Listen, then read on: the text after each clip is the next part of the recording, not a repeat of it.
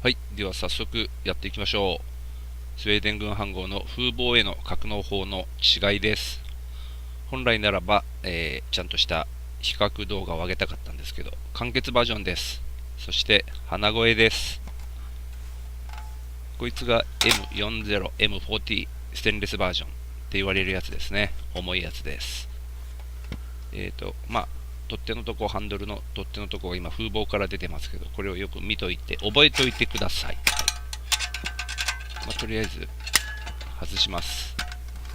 外して出します。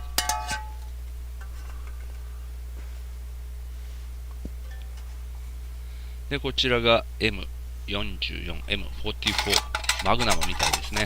アルミニウムバージョン。これがポピュラーな方ですね。こいつも一旦取り出して、本体をこんな感じですよと見せるとこです。これもベッドの上でサクッと撮ってるやつなんで画像も荒いです。で、ステンレスバージョンの方見ていくんですけど、もうとにかく古いです。これは確か戦争中とかですね、そういう第二次大戦のその辺の前後のやつなんで、がっつりはまっててですね、ステンレスなのに。で、ほとんど使ってなくて、パン作りとかオーブンとかで使ったぐらいなんで、こう音聞いてもらうとわかるんですけど、がっつりしたステンレスなんで、火にくべても何の問題もないんでですね、そういう風な使い方をちょろっとしただけです。で、黒っぽいのはですね、多分すすだと思います。もう最初から買った時からこういう感じでした。そしてこのベイルハンドル、つるですね、独特の形をしてます。こういう風に曲がってるんですね。本体に沿うような形で、よく考えられているとは思うんですけど、で曲がってるからちって、ダメなわけではなくて、ちゃんとまっすぐになります。そしてここですね、ここにアルミの場合は3クラウンといって、3つの王冠がマークがあるんですけど、ステンレスバージョンは多分メーカーの名前なんですかね、があります。あとですね、この次にもうすぐあるんですけども、ここです。このラインが1本なのがステンレスです。見分けがつかないときはここで判断しましょう。つるのさっきの形でもいいんですけど、あとカチャカチャうるさい動画になってますけど、それはご了承ください。で、なんせ古いんでですね、この辺もしっかりやらないとはまりません。で、ちょっと悩んでます。あれどうだったっけなって。で、パツンと。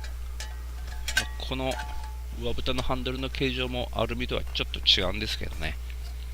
詳しいことは、略します。で、風防ですね。風防の裏側のここにご覧のようにですね、3つの王冠の3クラウンマークって言われる、スウェーデン軍のやつはこれが入ってます、基本的に。で、68って、1968年ですね。ちなみに明治100年です。はい。昭和43年。古いですね。で、こういう風に入れます。上蓋の取っ手をですね、こういう風に外側に入れるようにして、入れると、こういう風にスカスカ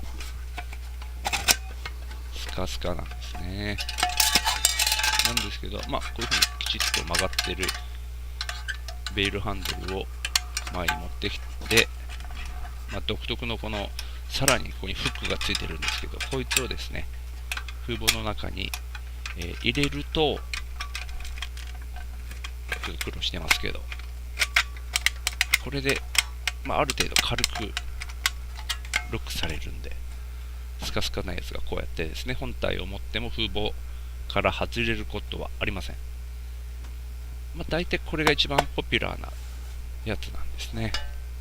なんですが、このステンレスバージョンはですね、そっちよりもっとがっつり安定した格納方法がありまして、この方法ですね。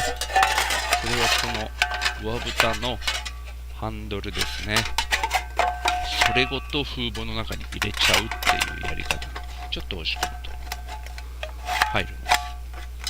で、こう、苦労しているのはですね、ちょっと噛んでるんですけど、変な体勢で右側にいるんでですね、うまい具合に、こう、力が伝わらなくてですね、入れるの苦労しているってだけで、割とスポッと、普通は入ります。こんな感じですね。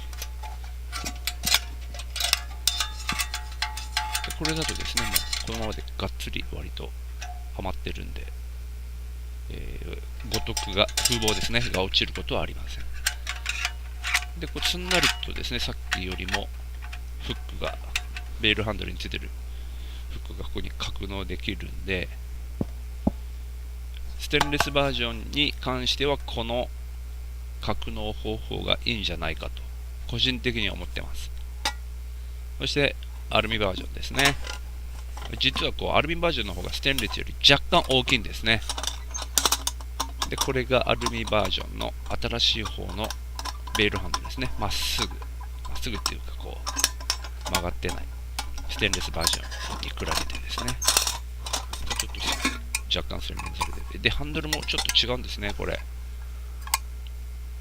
フラットではないで、ここに3クラウンがありますよと、逆向きについてるね。61年って書いてあります。これはこうプレスする前にこの刻印を押しているからでしょうね。そして本体の方なんですけど、本体の方はその前にアルミニウムバージョンはこのラインが2本あります。なんでそこで判断します。で本体の刻印ですね、ここにあります。見にくいんですけど、これも61年なんで、風貌より古いですね。何年だ、昭和30年代。で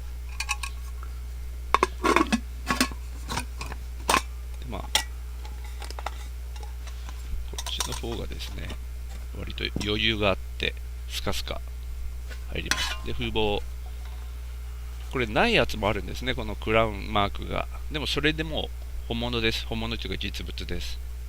これもやはり68年。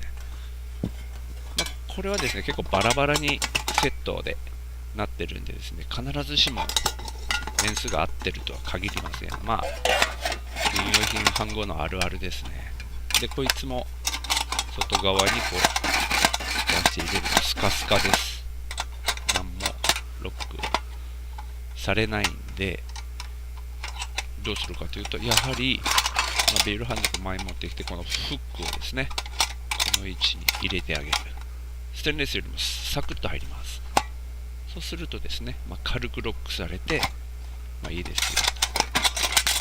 じゃあ、このステンレスバージョンのように、この中にハンドルの、上蓋のハンドル入れて固定できないかとなると、この上蓋のハンドルの形状、それとこの本体と上蓋のもの自体がですね、ステンレスバージョンよりも大きいんですね、アルミの方が若干。これは蓋を作った時に比較してる映像があるんで参考にしてください。なんで入らないことはないんですけど、すごい押し込んでもうグリグリやって入れてますけど、なんていうか基本的にもう二度と取れないよレベルのはまり具合です。がっつりはまってるのがいいんですけど、いざ外そうと思うと、その前にですね、これもサクッと簡単にここにフックが入るんで、すんなりとはするんですけど、結構無理くり入れてるんで隙間とかたくさんあってですね、このフックも割とゆるゆるです。そしてがっつりはまってるんで簡単には外れません。なんでところてんのように押してですね、やるんでちょっと無理があるんで、やはりこのアルミバージョンに関してはですね、これどこが擦れてるんだろうと思って見てるんですけど、全体なんですね。だからあまり意味がないことをやってる。で、風貌のどこが擦れてるんだろう。だ物自体が古いんでですね、擦れてるところだらけでよくわかんないんですね。なんでこういうふうにやはり上蓋のハンドルを外に出してフックをここでグリグリっと押した方が、アルミに関しては、アルミバージョンに関しては安定すると。なんで、ステンレスとはちょっと違いますよと。入れ方が。好き好きなんですけどね。あと個体差が非常にある飯盒なんで、自分の好きなように入れればいいんじゃないかなと思います。おしまい。